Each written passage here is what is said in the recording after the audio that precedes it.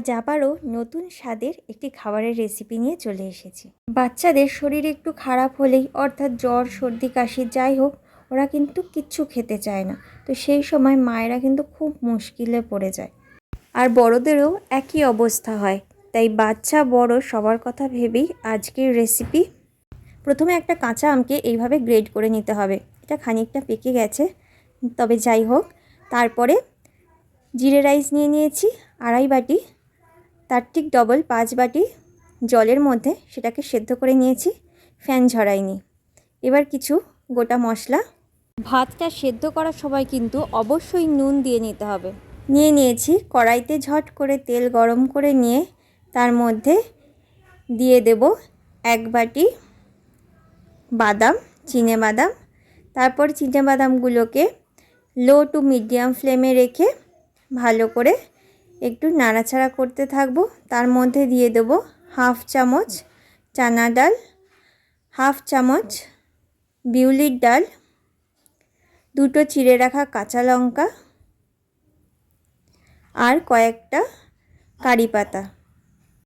তারপর বাদামের সাথে এই ছোলার ডাল, বিউলির ডাল, এই সবগুলোকে, কাঁচা লঙ্কা সবগুলোকে একটু লো টু মিডিয়াম ফ্লেমে রেখে নাড়াচাড়া করতে থাকবো। এর মধ্যে মিশিয়ে দেব 1 চিমটে হিং, তাতে গন্ধটা আরও সুন্দর আসবে। তারপরে কিছু কারি পাতা মিশিয়ে দিলাম। আবার লো টু মিডিয়াম ফ্লেমে রেখে নাড়াচাড়া করব। আর সবার শেষে দিয়ে দেব 1 চামচ কালো সর্ষে বা সাদা সর্ষে। তারপরে 1/2 চামচ হলুদের গুঁড়ো দিয়ে আবার নাড়াচাড়া করতে থাকবো। এইবারে গ্রেড করে রাখা আমটা, কাঁচা আমটা এর সাথে মিশিয়ে দেব। দিয়ে তারপরে বেশ কিছুক্ষণ লো ফ্লেমে রেখে নাড়াচাড়া করতে করতে একটু আমের পরিমাণটা কমে আসবে। সেই সময়তে আমরা ঢাকা দিয়ে আবার ঢাকা খুলে নাড়াচাড়া করতে থাকব। তারপরে এখানে দিয়ে দেব 1/2 চামচ নুন আর 1 চামচ চিনি দিয়ে তারপরে আবার নাড়াচাড়া করতে করতে আমটা একদম ট্রান্সলুসেন্ট হয়ে আসবে আর বেশ অনেকটাই পরিমাণটা কমে আসবে। এইভাবে তেলটাও আমের গা থেকে সেপারেট হয়ে যাবে। সেই সময় আমরা বুঝতে পারবো যে আমাদের আমের এই প্রিপারেশনটা হয়ে গেছে।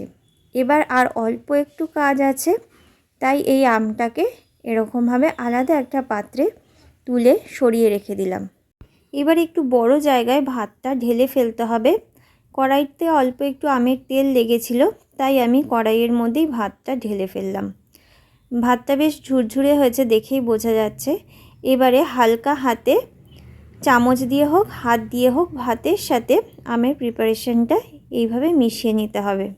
ব্যাস, আর কোনো কাজ নয়। একদম সোজা পদ্ধতিতে তৈরি হয়ে গেল ম্যাঙ্গো রাইস। ওপর থেকে একটু ধনে পাতা, ভীষণ সুস্বাদু টক মিষ্টি স্বাদের ম্যাঙ্গো রাইস। আর একটা কথা বলে রাখি, দক্ষিণ ভারতে অনেক মন্দিরেই কিন্তু ম্যাঙ্গো রাইস প্রসাদ হিসেবে দেওয়া হয়। ভিডিওটি দেখার জন্য অনেক অনেক ধন্যবাদ।